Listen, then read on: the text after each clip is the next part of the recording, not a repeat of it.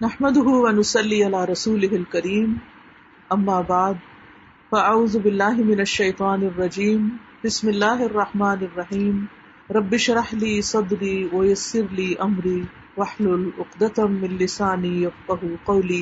بچوں کو نصرت سے مجھ پر درود پڑھا کرو، بس جو آدمی مجھ پر ایک دفعہ درود بھیجے گا اللہ اس پر 10 رحمتیں نازل کرے گا۔ اللہم صلی علی محمد۔ رسول اللہ صلی اللہ علیہ وسلم نے فرمایا تمہارے افضل دنوں میں سے جمعے کا دن ہے۔ اسی دن آدم علیہ السلام پیدا کیے گئے، اسی دن ان کی روح قبض کی گئی، اسی دن سور پھونکا جائے گا اور اس دن سب لوگ بے ہوش ہوں گے، اس لیے اس دن مجھ پر کثرت سے درود بھیجا کرو کیونکہ تمہارا درود مجھ پر پیش کیا جاتا ہے۔ کہتے ہیں لوگوں نے پوچھا یا رسول اللہ ہمارا درود آپ پر کس طرح پیش کیا جائے گا جبکہ آپ کا جسم بوسیدہ ہو چکا ہوگا؟ تو آپ نے فرمایا بے شک اللہ عز و جل نے انبیاء کے جسموں کو زمین پر حرام کر دیا ہے، یعنی فرشتوں کے ذریعے آپ تک درود پہنچایا جاتا ہے۔ انبیاء کے جسموں کو مٹی نہیں کھاتی، صحیح سلامت ہوتے ہیں ان کے جسم۔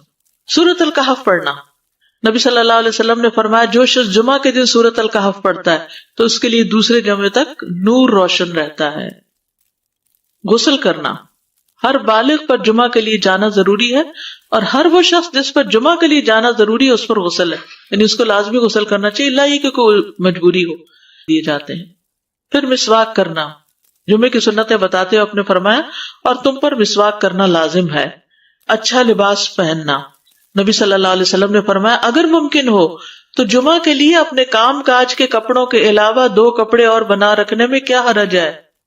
اسپیشل ڈریس رکھے جو جمعے کوئی پہن لے۔ خوشبو لگانا، یعنی خوشبو لگائے، حدیث میں آتا ہے چاہے وہ عورت کی خوشبو سے ہو، یعنی آپ کی اپنی نہیں بیوی کی خوشبو پڑی ہو وہی لگا لو لیکن لگاؤ۔ تیل لگانا، جو شخص جمعہ کے دن غسل کرے اور جس قدر ممکن ہو پاکیزگی حاصل کرے اور اپنے تیل میں سے تیل لگائے یا اپنے گھر کی خوشبو میں سے خوشبو لگائے، پھر نکلے کہ 2 آدمیوں کے درمیان تفریق نہ کرے، جتنی مقدرہ نماز پڑھ لے اور جب امام بات کرے تو خاموش رہے، اس جمعے سے لے کر دوسرے جمعے تک اس کے گناہ بخش دیے جاتے ہیں۔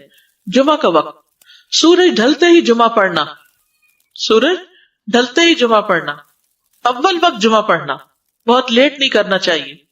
ایاس بن سلمہ بن عقبہ اپنے والد سے روایت کرتے ہیں، انہوں نے کہا کہ ہم رسول اللہ صلی اللہ علیہ وسلم کے ساتھ جمعے کی نماز پڑھ کر واپس لوٹتے تھے تو دیواروں کا سایہ اتنا نہیں ہوتا تھا کہ ان سے اپنے آپ کو سایہ مہیا کیا جا سکے، یعنی ابھی سورج بہت تھوڑا ڈھلا ہوتا تھا۔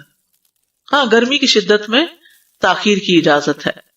مسجد میں داخلہ، مسجد کی طرف جلدی نکلنا، تحیت المسجد ادا کرنا۔ عمرو بن دینار کہتے ہیں انہوں نے جابر رضی اللہ عنہ کو کہتے ہوئے سنا کہ ایک شخص جمعہ کے دن مسجد میں داخل ہوا اس حال میں کہ نبی صلی اللہ علیہ وسلم خطبہ دے رہے تھے، تو آپ نے فرمایا کیا تم نے نماز پڑھی؟ اس نے کہا نہیں، تو آپ نے فرمایا کھڑے ہو 2 رکعتیں پڑھو۔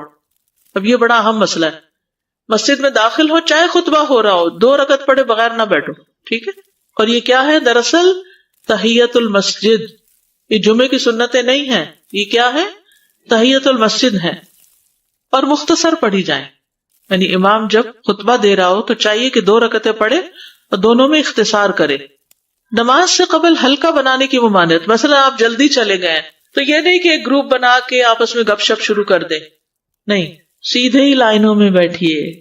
انتظار کا وقت کیسے گزاریں گے؟ نفل پڑھ کے بیٹھ گئے، ذکر اذکار کریں، قبلے کی طرف رخ کر کے لائنوں میں بیٹھیں، ہلکا نہیں بنائیں، بیٹھ کے خرید و فروخت نہیں کریں، تاخیر سے آنے پہ گردنیں پھلانگ کے نہ آگے جائیں۔ رسول اللہ صلی اللہ علیہ وسلم نے فرمایا ٹیک لگا کے مت کھاؤ، یہ عام ایک ادب بتایا، یعنی اس طرح ٹیک لگا کے نہیں کھاؤ، کھانے کے وقت سیدھے ہو جاؤ۔ چھنے ہوئے آٹے کی روٹی نہ کھاؤ، میدا۔ مسجد میں کوئی جگہ مقرر نہ کرو کہ یہ میری جگہ ہے، آپ کیوں آج یہاں کھڑی ہو گئی، کہ تم اسی میں ہی نماز پڑھو۔ کچھ لوگ ہوتے ہیں نا آ کے مخصوص جگہ ہی پڑھتے ہیں، اگر کوئی اور وہاں ہو جائے ڈسٹرب ہو جاتے ہیں۔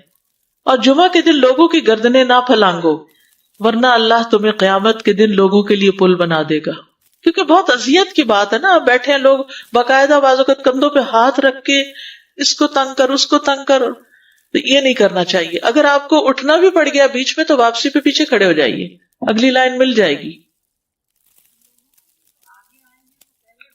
جی یہ تو بہت ضروری بات آپ نے کی کہ جب لوگ مسجد آئے تو پہلی صف میں بیٹھے، یعنی پہلی چھوڑ کے آخری میں بیٹھ جائیں اور پھر لوگ ان کی گردنیں پلانگتے رہیں، دوسروں کے لیے فتنہ بننا۔ جابر